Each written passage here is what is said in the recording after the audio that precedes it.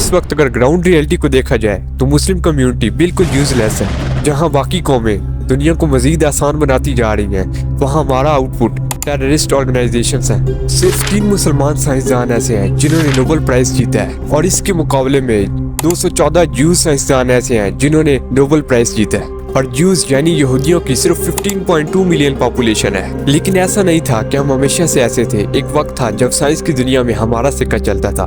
तो आइए जानते हैं मुस्लिम कम्युनिटी में किस तरह साइंस का डिक्लाइन हुआ।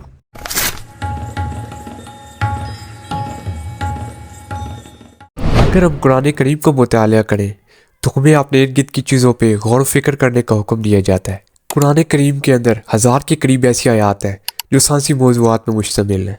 मतलब इस्लाम साइंस के खिलाफ नहीं, इस्लाम साइंस के साथ है। जब अब्बासिया सल्तनत आई, इस टाइम पीरियड को इस्लाम का गोल्डन एरा भी कहा जाता है। इस टाइम पीरियड के अंदर कई सारे इस्लामिक स्कॉलर्स हैं जिन्होंने अपनी साइंसी कारनामों की वजह से दुनिया को हैरान कर दिया। लेकिन ये चीज़ सुनने में जितनी अच्छी और जितनी ईजी लगती है, रियलिटी उतनी ईजी थी नहीं, क्योंकि मुसलमान साइंसदानों को उस दौर के हुक्मरानों से कई सारी मुश्किलातों का सामना करना पड़ा। जैसे मैं आपको कुछ एग्जाम्पल्स देता हूँ। सबसे पहली एग्जाम्पल इब्न रुशद की दूंगा। इनके ऊपर कुफर के फतवे लगाए गए और इन्हें नज़रबंद कर दिया गया, और जब इन्होंने भागना चाहा इनको पकड़ लिया गया और एक जामा मस्जिद के पिलर के साथ बांध दिया गया और आम आवाम से कहा गया इनके ऊपर थूका जाए। दूसरी एग्जाम्पल आप इब्न सीना की ले लें, जिन्होंने 400 किताबें लिखी मेडिकल के ऊपर और फलसफे के ऊपर। इनके ऊपर भी बेदीन होने का आरोप लगाया गया और इनको रूपोश होना पड़ा। और इसी रूपोशी के आलम में इन्होंने अपनी मशहूर ज़माना किताब अल कानून फी तिब लिखी, जिसने मेडिकल दुनिया में इनकलाब बर्पा किया। तीसरी एग्जाम्पल मैं आपको अल राजी की दूंगा, जो खुद में एक यूनिवर्सिटी थे। कई सारे सब्जेक्ट्स के अंदर इनको बाकमाल महारत हासिल थी। इनकी एक किताब को बुखारा के वजीर ने पढ़ा।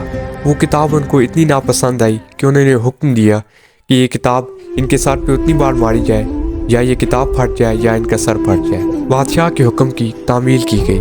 किताब इतनी बार सर पे लगने की वजह से ये नाबीना हो गए और इसी आलम में ये वफात पा गए। इस तरह की कई और एग्जाम्पल्स भी हैं। लेकिन मैं आपको ये बताना चाहता हूँ कि हम जिन मुसलमान साइंसदानों के कारनामे सुन के आज खुश होते हैं, वो सब उनकी इंडिविजुअल की मेहनत थी। किसी मुसलमान हुक्मरान ने उनको सही से सपोर्ट नहीं किया। मंगोलों के हमलों के बाद इस्लामी सल्तनतें एकदम से बैठ सी गई। अब्बासिया सल्तनत का खात्मा हो गया। लेकिन फिर से मुसलमान हुक्मरानों ने अपने जोरे बाजू के जरिए इस्लामी हुकूमतें कायम की। लेकिन अफसोस के साथ इस बार भी मुसलमान हुकूमतों ने साइंस और एजुकेशन को बिल्कुल अहमियत न दी, क्योंकि वो इस चीज़ को अच्छे से जानते थे कि आम आवाम के पास एजुकेशन आ गई फिर उनको गुलामी में रखना बहुत मुश्किल हो जाएगा। मुग़ल एम्पायर हो या चाहे फिर वो ऑटोमन एम्पायर हो, दोनों ने अपनी आवाम को जाहिल रखा। वर्ल्ड वार 1 तक तमाम इस्लामिक एम्पायर ख़त्म हो चुकी थी। अब स्टेट्स का तस्वुर आ गया था।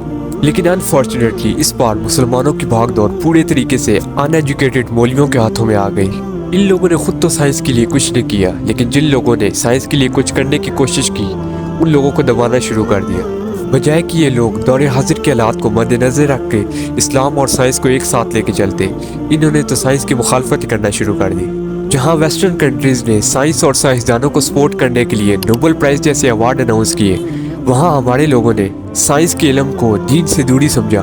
खैर, जो होना था वो तो हो गया। अब ये हमारे हाथ में है, हमने साइंस और एजुकेशन को किस तरह लेके चलना है। अगर वाकई मुस्लिम कम्युनिटी ने अपना खोया हुआ मुकाम वापस हासिल करना है और दुनिया की नज़रों में नुमाया होना है, तो हमें दीन और दुनिया को साथ साथ लेके चलना होगा।